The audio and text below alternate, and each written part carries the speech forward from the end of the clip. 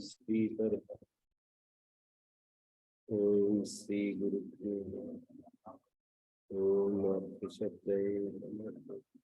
ओम असतो मा सद्गमः तमसो मा ज्योतिर्गमः मृत्योर्मा।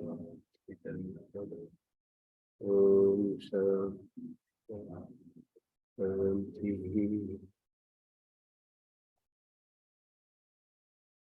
विदुर नीति कक्षा 15 दूसरे अध्याय का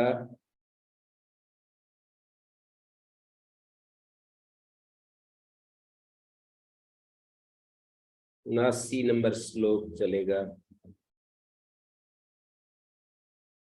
करणी नालीक नाराचान निर्हरन्ति शरीरता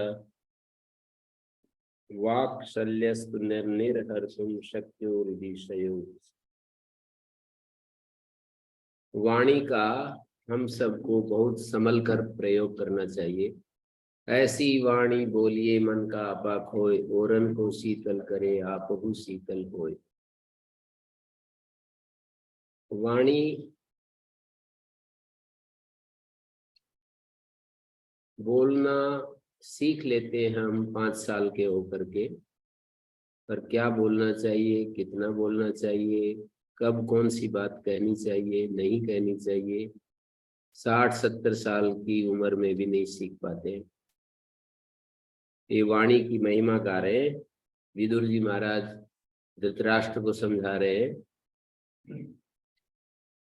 करणी, नालीक और नाराज ये बाणों के विशेष विशेष नाम है। बहुत ही तीक्ष्ण बाण होते थे, जैसे इस समय जो गोलियां होती हैं अलग अलग नाम से उनका वो किया हुआ है। तो करणी, नालीक, नाराज इनको निर्हरंती शरीरता, शरीर से निकाल सकते, मतलब शरीर में लग जाए बाण तो उसको बाहर वापस निकाल सकते हैं।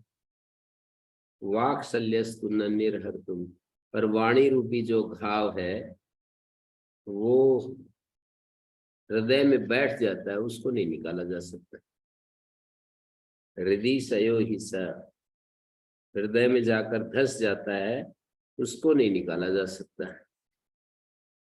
वाक्शाय का वदना निष्पतंती यैराहता शोचती रात्र्यहानि परस्य नामर्म सुते पतंती तान पंडितो नावसृजेत परेभ्य। वचन रूपी बाण वाक्शाय का, वदना निष्पतंती मुख से निकलकर दूसरों के मर्म स्थान के ऊपर जाकर पड़ते हैं। मर्म स्थान वो होता है जहां पर आहत होकर के व्यक्ति बहुत उसकी हालत सोचनीय हो जाती है, बचना मुश्किल हो जाता है।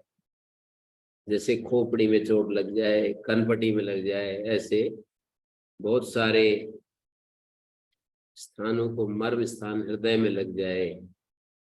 वाक्शाय का वदना निष्पतंती, वचन रूपी बाण मुख से निकलकर दूसरों के मर्म स्थान पर जाकर चोट करते हैं। यही राहता शोचती रात्रिहानि, जिन बाणों से, वाक रूपी बाणों से आहत हुआ व्यक्ति रात और दिन रात्रिहानि शोचती, शोक करता रहता है, परेशान होता रहता है, रात दिन उड़ता रहता है, घुटता रहता है। परस्य नामर्म सिद्धि न पतंती कान पंडितो नावसृजेत परेभ्या। बुद्धिमान आदमी, पंडित का मतलब बुद्धिमान आदमी, इन वाणी रूपी बाणों को दूसरे के ऊपर ना छोड़े, दूसरों के ऊपर इनका प्रयोग ना करे। परस्य नाम अमर्म नाम, परस्य न अमर्म सूते पतंती, मर्म पर जाकर चोट करते हैं। अमर्म सुनना पतंती, अमर्म पर नहीं गिरते, मर्म पर जाकर के गिरते हैं। दो निषेध जो होते हैं वो सीधे अर्थ को देते हैं, अमर्मसु न पतंती। जैसे यह व्यक्ति असत्य नहीं बोलता, इसका मतलब सत्य बोलता है। एक होता है सत्य, फिर उसका अपोजिट असत्य होता है, और एक और निषेध लगा दे असत्य नहीं बोलता, तो सीधे अर्थ को देता है सच बोलता है। तो ना अमर्म सूते पतंती निपतंती, अमर्म पर नहीं गिरते, तो इसका अर्थ होगा मर्म पर जाकर के गिरते हैं। वाणी रूपी जो बाण होते हैं अमर्म पर नहीं गिरते, अर्थात मर्म पर जाकर के गिरते हैं। तान पंडितो नाव सृजेत परिभ्या, पंडित व्यक्ति उनको, बुद्धिमान व्यक्ति दूसरों के लिए उनको ना छोड़े। यस्मै देवा प्रयच्छन्ति पुरुषाय पराभवम् बुद्धिम तस्यपकर्षन्ति सो अवाचीना निपश्यति। देवता लोग, यस्मै देवा देवगण, जिस व्यक्ति को हार देना चाहते हैं, हराना चाहते हैं, पराभवम इच्छन्ति, किसी व्यक्ति के पराभव को चाहते हैं। पराभव कहते हैं हार को। जिस व्यक्ति की हार चाहते हैं तो क्या करते हैं, पुरुषाय पराभवम इच्छन्ति बुद्धिम तस्यपकर्षन्ति, वे उसकी बुद्धि का हरण कर लेते हैं। बुद्धिम तस्यपकर्षन्ति सो अवाचीना निपश्यति, इससे वो नीच कर्मों पर अधिक दृष्टि रखने लगता है। गलत कामों में उसके कर्म के अनुसार, प्रारब्ध के अनुसार, देवता भी किसी का बुरा क्यों करेंगे, उसके प्रारब्ध के अनुसार पराभव यदि चाहते हैं, मतलब उसके कर्म के अनुसार उसको देव शक्तियां हराना चाहती हैं। जो कुछ हमें मिलता है वो हमारे कर्म के अनुसार मिलता है। जैसे कि किसी को अच्छी बुद्धि, कोई तो 2-3 बार पढ़ करके याद कर लेता है, और किसी को तो बहुत देर करना पड़ता है, 2-2 दिन, 3-3 दिन। अष्टाध्यायी के एक एक व्यक्ति 6-6 पंक्तियां, 1 2 3 4 5 6, तो कितने सूत्र हो जाते हैं एक पंक्ति में?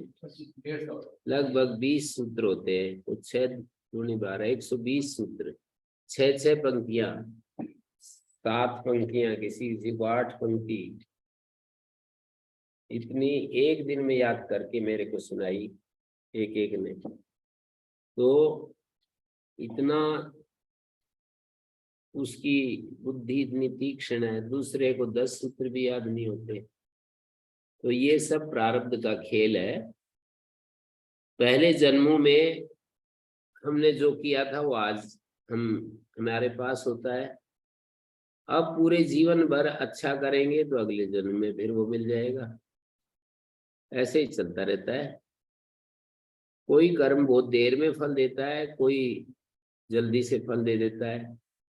जैसे कि ये फसल होती है तो कोई 4 महीने में फसल आ जाती है, कोई 6 महीने में आती है। गन्ने की फसल 1 साल में आती है, और आम की फसल हर तीसरे साल, मतलब 1 साल नहीं आती, 1 साल छोड़ करके 1 साल आती है।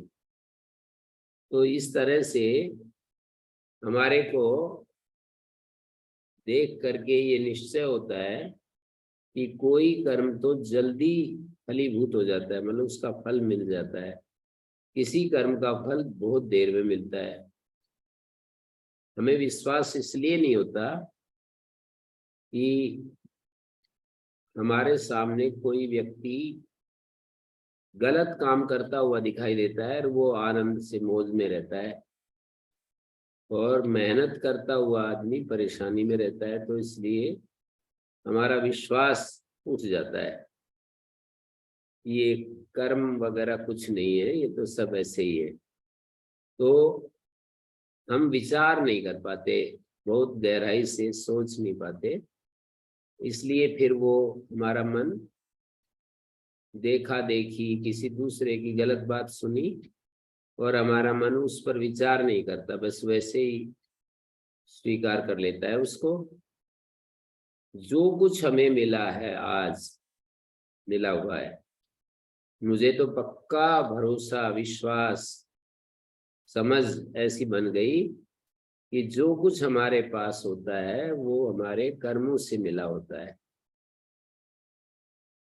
जो भी कुछ, तो कर्मों को यदि हम अपने कर्मों को ठीक कर लेते हैं तो फिर हमारे को कोई भय नहीं होता, कोई हमारे को परेशानी नहीं होती, मन में अशांति, बेचैनी नहीं होती।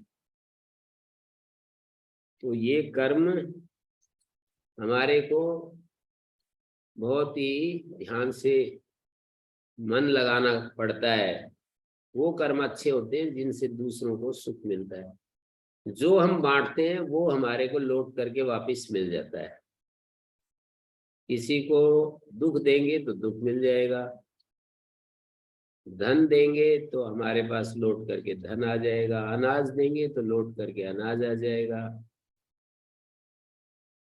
दूसरों को सुख देंगे, हमारे को भी सुख मिल जाएगा वापस लौट करके। दुख देंगे तो हमारे को दुख मिल जाएगा। एक एक व्यक्ति को आप विचार करके देखो, जिसने किसी को दुख दिया उसको सुख नहीं मिल सकता।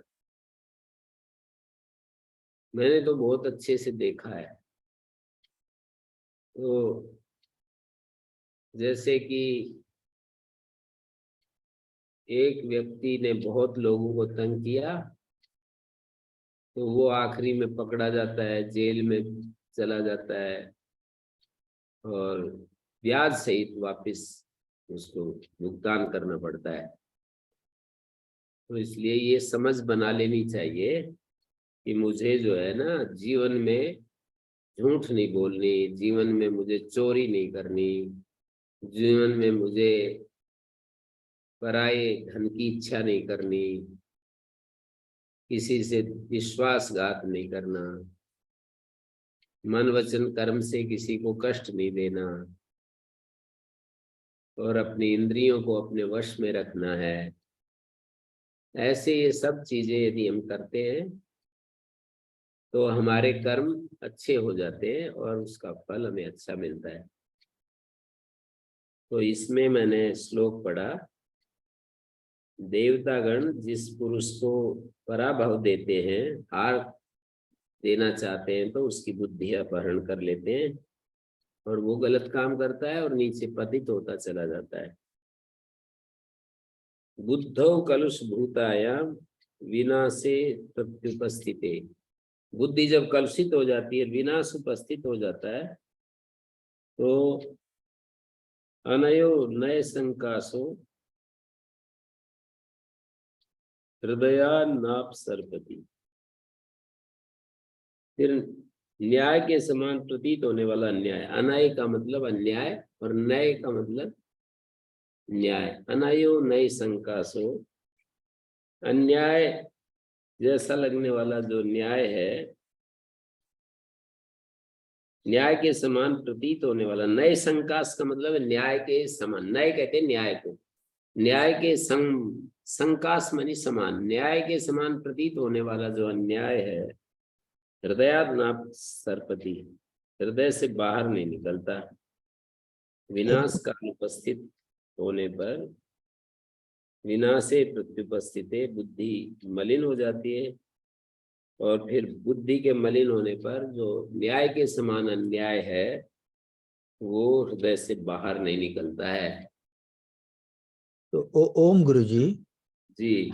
यहाँ मतलब ये बोल रहे हैं कि विनाश काल आने पर, बट ऐसा हम्म। ऐसा तो हमारे विचार अशुद्ध होने के कारण बुद्धि मलिन होगी, और बुद्धि मलिन होगी तो हमारे कर्म गलत होंगे, तो उससे विनाश काल आएगा गुरु जी। वही कह रहे हैं, वही कह रहे हैं श्लोक में जो बात कही है ना, वो उसका तात्पर्य तो वही है कि हमारा प्रारब्ध, हमारे कर्म बिगड़ते हैं तो उससे हमारी बुद्धि बिगड़ जाती है। कर्मा से हमारे कर्म बिगड़ते हैं तो हमारी बुद्धि बिगड़ जाती है। तो वही है विनाश काल, बुद्धि बिगड़ गई तो विनाश काल आ गया। और न्याय के समान अन्याय, अन्याय भी न्याय जैसा दिखता है और वो निकल के नहीं देता। तो हमारे कर्म जो होते हैं वो खराब होने पर विनाश काल समझो कि आ गया। विनाश काल ऐसे किसी को तो विनाश मिलता है, किसी को उन्नति मिलती है, ऐसा कुछ नहीं। हमारे कर्म ही घूमते घूमते हमारे को प्राप्त हो जाते हैं, जो कि हमारा विनाश कर देते हैं और दूसरे व्यक्ति की उन्नति कर देते हैं। कर्म जो होते हैं दूसरे की उन्नति कर देते हैं। अच्छे कर्म होते हैं तो उन्नति हो जाती है, खराब होते हैं तो अवनति हो जाती है।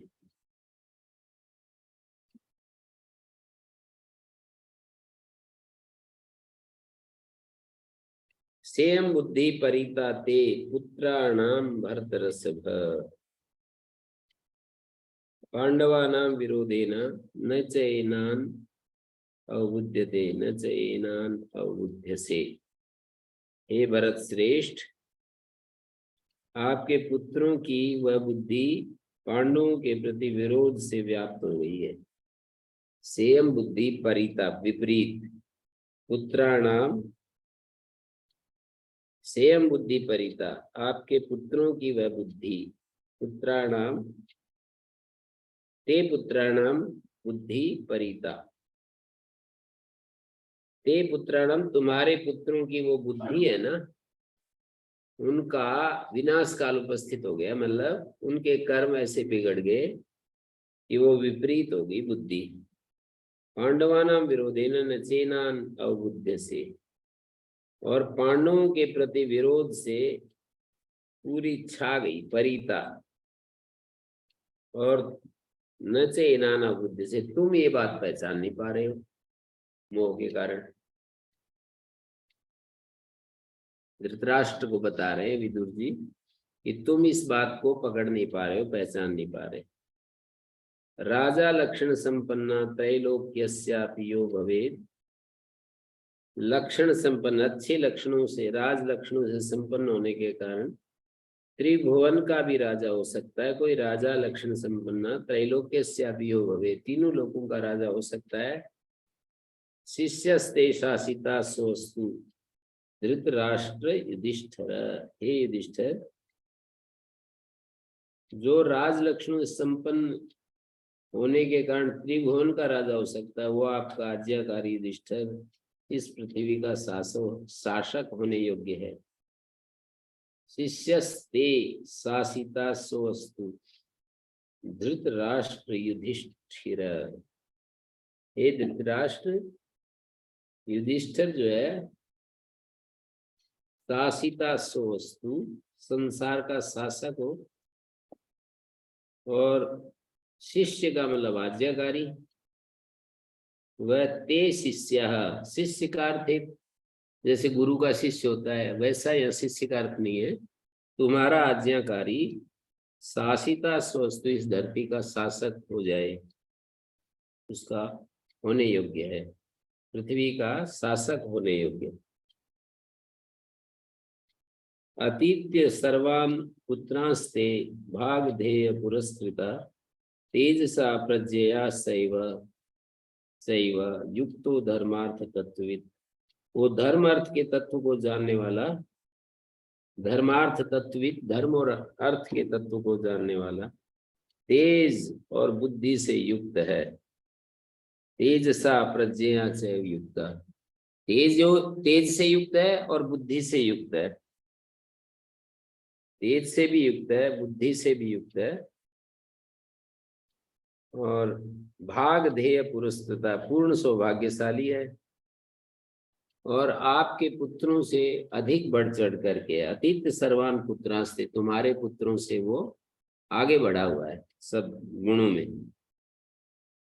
अनुक्रोशाद आनृष्यंस्याद योऽसौ धर्म भृतांबर गौरवाद तव राजेंद्र बहून क्लेशांस तितिक्षति। है राजेंद्र, धर्म धारियों में जो श्रेष्ठ युधिष्ठिर है, धर्म भृतांबर, धर्म धारण करने वाले, धर्म के धारण करने वालों में जो श्रेष्ठ है, वो सौभाग्य सौम्य भाव और आपके प्रति गौरव बुद्धि कारण अनुक्रोशात आनृष्यंस्यात्, गौरव बुद्धि के कारण और अनुक्रोशात मानी सौम्य भाव के कारण बहुत कष्ट सह रहा है। बहुन क्लेशांस तितिक्षति, बहुत सारे क्लेशों को सहन कर रहा है। आप इस बात को देख नहीं पा रहे हो। तो क्योंकि वो आपके प्रति गौरव बुद्धि रखता है और क्योंकि वो सौम्य भाव रखता है, तो वो क्लेश सहता चला जा रहा है और तुम देख नहीं पा रहे हो। तो विदुर जी ने धृतराष्ट्र को इस तरह से बहुत सारी चीजें समझाई और आगे भी समझाएंगे। दूसरा अध्याय पूरा होता है, अभी हम यहीं विराम देते हैं। ओम शांति शांति शांति।